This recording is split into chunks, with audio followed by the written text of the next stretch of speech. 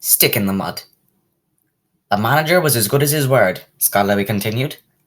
I came home from the works with 6 wheels and a cab. A cab is the latest thing for engines, he told me.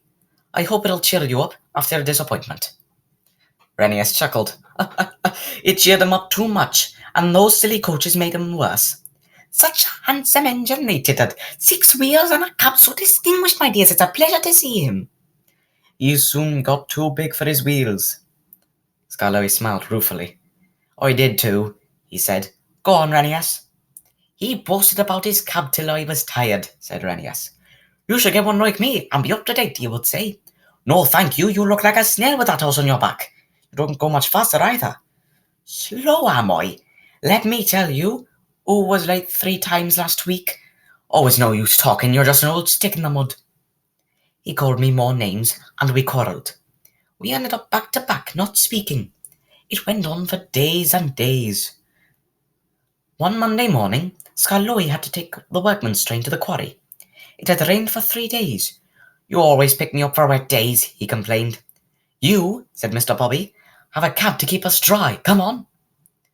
Scarlowy slipped and snorted on the damp rails. He began to wonder if cabs were really worth it. An hour later, I was warming up when Scarlowy's guard coasted down in an empty truck. He stopped by our shed. There's a landslide beyond the tunnel, he said. Scarlowy's run into it. He's stuck. Shall we, Renius, look lively? I'm sorry, Mr. Peter, sir, but that Scarlowy's too swanky. He says I must stick in the mud. Well, he can jolly well stick himself in the mud. It serves him right. But, went on my driver, there's poor Mr. Bobby and the quarryman. Does it serve them right too? The guard says the mud's like treacle. Oh dear, I said, that'll never do. We must help them before they get sucked in. And off we puffed with 2 trucks and some workmen. Things weren't too bad after all. The men had partially cleared the line, and had levered Scarlowy back.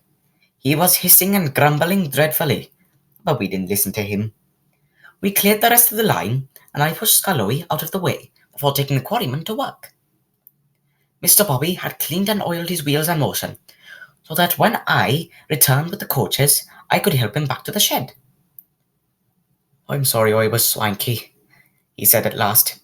Thank you for helping me. Not at all, I said, but I was still cross. Then Scarlowy began to laugh. Look at me. I'm the stick in the mud after all, he gurgled helplessly. Not you. I laughed too. I couldn't help it.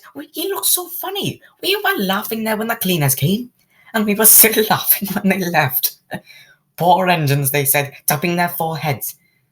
But we weren't mad. We had learned sense. We've been firm friends ever since. It was nearly dark. The listeners stirred and stretched. Thank you, Scarlowy and Renius, they said.